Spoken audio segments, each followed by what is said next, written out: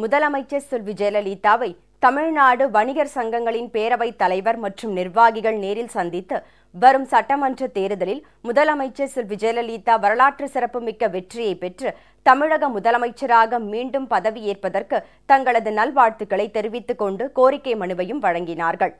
அனைத்திந்திய அண்ணா திராவிட முன்னேற்றக் கழக பொதுச் செயலாளரும் முதலமைச்சருமான செல்வி ஜெயலலிதாவை தமிழ்நாடு வணிகர் சங்கங்களின் பேரவைத் தலைவர் திரு த. வெள்ளையன், வர்த்தகர்களின் ஒருங்கிணைப்பாளர் திரு ஆர். நாகராஜன், பேரவை துணைத் தலைவர் திரு பி. கருணாகரன், வடசென்னை மாவட்ட தலைவர் திரு வியாசை எம். மணி, மத்திய சென்னை மாவட்ட தலைவர் திரு ப. தேவராஜ், தென் சென்னை மாவட்ட தலைவர் திரு எஸ். சவுந்தரராஜன், இணைச் செயலாளர் திரு அப்துல் குதூஸ் ஆகியோர் நேரில் சந்தித்தனர்.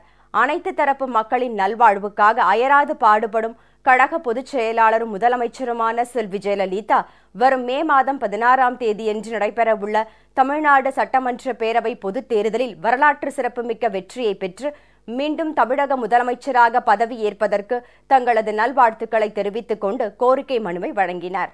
தமிழ்நாடு வணிகர் சங்கங்களின் பேரவையின் நிர்வாகிகளோடு தமிழக முதல்வர் அம்மா அவர்களை அவர்களின் இல்லத்தில் இன்று நாங்கள் சந்தித்தோம். முதல்வர் அவர்களுக்கு தேர்தலில் வெற்றி பெற எங்களது வாழ்த்துக்களையும் நாங்கள் இந்த நேரத்தில் தெரிவித்துக் கொண்டோம்.